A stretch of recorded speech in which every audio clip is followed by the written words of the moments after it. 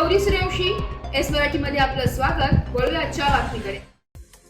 शरदचंद्रजी पवार गट राष्ट्रवादी काँग्रेस पक्षाचे नाशिक जिल्हाध्यक्ष दत्तात्रय पाटील यांनी आज राज्य सरकारकडे जोरदार मागणी केली आहे की नाशिक जिल्ह्यातील अतिवृष्टीमुळे झालेल्या शेतीच्या आणि सार्वजनिक मालमत्तेच्या नुकसानीच्या पार्श्वभूमीवर ओला दुष्काळ जाहीर करण्यात यावा। पाटील यांनी सांगितले की गेल्या काही आठवड्यापासून नाशिक जिल्ह्यात मुसळधार पावसामुळे मोठ्या प्रमाणात शेतीचे नुकसान झाले। द्राक्ष, भाजीपाला व इतर अनेक पिकांचे नुकसान झाले असून पेरणीही झाली नाहीये व अनेक भागात शेतमाल सडून गेला असून रस्ते, पूल, वीज पुरवठा आणि वाहतूक व्यवस्था पूर्णपणे विस्कळीत झाली आहे। या परिस्थितीत शेतकऱ्यांवर मोठा आर्थिक बोजा पडला असून शासनाने तात्काळ मदतीचे पावले उचलणे आवश्यक आहे। त्यांनी प्रशासनाकडे पुढील मागण्या केल्या। नाशिक जिल्ह्यात ओला दुष्काळ जाहीर करावा, तात्काळ पंचनामे करून नुकसान भरपाई जाहीर करावी, तात्पुरत्या मदत निधी शेतकऱ्यांसाठी उपलब्ध करून द्यावा, बाधित भागात आरोग्य आणि स्वच्छतेच्या सुविधा पुराव्यात, शासकीय कर्ज वसुलीच्या त्वरित स्थगिती द्यावी। दत्तात्रय पाटील यांनी इशारा दिलाय की जर शासनाने तातडीने योग्य निर्णय घेतला नाही तर आम्ही शेतकऱ्यांच्या हक्कांसाठी रस्त्यावर उतरून आणि धरणे आंदोलन छेडू। ते म्हणाले, सत्ता कोणाकडे आहे हे गौण आहे, पण शेतकऱ्यांचे प्रश्न अत्यंत महत्त्वाचे आहे।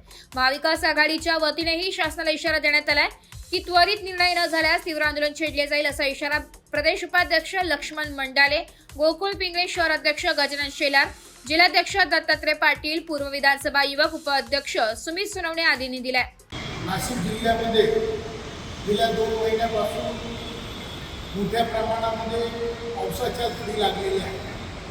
काही जवळपास नाशिकच्या गोदावरीला गेल्या 1 महिन्यापासून पूर ओसरलेला आहे। याचाच अर्थ नाशिक जिल्ह्यामध्ये मोठ्या प्रमाणामध्ये पाऊस पडतोय, त्यामुळे शेतकऱ्यांच्या शेतीमाल हा पूर्णपणे सडलेला आहे, ही जमीन नापीक झालेली। त्यामुळे या ठिकाणी शेतकऱ्यांना ओला दुष्काळ हा नाशिक जिल्ह्याला जाहीर करावा अशी शासनाला आम्ही विनंती करतो। त्याचबरोबर या ठिकाणी शेतीवर काम करणारे जे मजूर आहेत त्या मजुरांची पण उपासमार चालू आहे।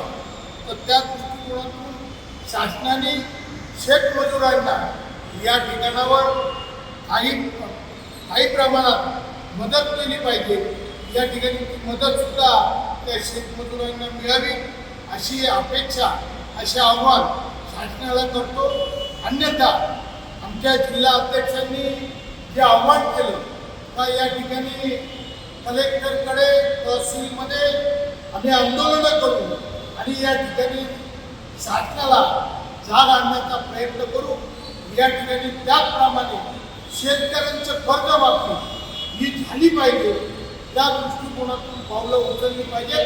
खऱ्या अर्थानं जर का शासनाने आपल्या जाहीरनाम्यामध्ये स्पष्टपणे सांगितलं होतं की आम्ही सरकार आलं तर आम्ही कर्जमाफी करू, तर या ठिकाणी शेतकऱ्यांची कर्जमाफी झाली पाहिजे, वीज बिल सुद्धा माफ झालं पाहिजे अशी अपेक्षा आम्ही राष्ट्रवादी काँग्रेस पक्षाच्या वतीने आज नाशिक जिल्हा राष्ट्रवादी काँग्रेस पक्षाच्या वतीने सर्व कार्यकर्त्यांशी सुरूच करताना संपूर्ण जिल्ह्याचा आढावा घेण्यात आला। त्या आढावा बैठकीमध्ये सातत्याने 2 महिन्यापासून वादळी पाऊस, वारा याच्यातही त्याचे नुकसान झालं। मान्सून देखील 2 महिन्यापासून सातत्याने पाऊस पडत असल्यामुळे संपूर्ण शेती त्या ठिकाणी तयार करून शेतकऱ्यांना पेरणी करता आली नाही। त्यामुळं पेरणी न झाल्यामुळं हा शेती कशी पडते, पडीत शेती त्या ठिकाणी शेतकऱ्यांची पडली। द्राक्ष बागांसारखं संपूर्ण पीक त्या ठिकाणी आज अति पावसामुळे उद्ध्वस्त झालेलं आहे। त्यानंतर भाजीपाला, कारल्या असतील, भोपळ्या असतील, मिरच्या असतील, मुलक्या असतील, तरी भाजीपाला त्या ठिकाणी पूर्णपणे टोमॅटो सगळं नुकसान झालेलं आहे। शेतकरी आजच्या स्थितीला पूर्णपणे उद्ध्वस्त झालेला आहे। पण शासनाने तात्काळ पंचनामे करून शेतकऱ्यांची कर्जमाफी करावी, वीज माफी करावी व शेतकऱ्यांना या खरीपाचा कुठल्याही परिस्थितीत त्या ठिकाणी अनुदान देऊन शेतकऱ्यांना सावरण्याचं काम त्या ठिकाणी करावं। शेतकऱ्याबरोबर शेतमजूर देखील 2 महिन्यापासून कामापासून वंचित असल्यामुळं त्याच्यावरती देखील उपासमार त्या ठिकाणी आली आहे। तरी शासनाने कुठल्याही परिस्थितीत हा निर्णय घ्यावा अन्यथा राष्ट्रवादी काँग्रेस शरद पवार पक्षाच्या वतीनं कलेक्टर यांच्यासमोर धरणे आंदोलन करून मोठ्या प्रमाणात आंदोलन त्या ठिकाणी छेडलं जाईल असं या ठिकाणी मी त्यांना आव्हान करतो. या आव्हानाचा, आमच्या भावनांचा आणि शेतकऱ्याच्या प्रश्नाचा शासनाने विनंतीपूर्वक विचार करावा ही विनंती करतो. थांबतो. धन्यवाद. एस मराठी न्यूजसाठी प्रतिनिधी संतोष कथार, दिंडोरी. अशाच नवीन ताज्या घडामोडी जाणून घेण्यासाठी आमच्या एस मराठी न्यूज चॅनलला लाईक करा, शेअर करा, सबस्क्राईब करा आणि बेल आयकॉनला क्लिक करायला विसरू नका.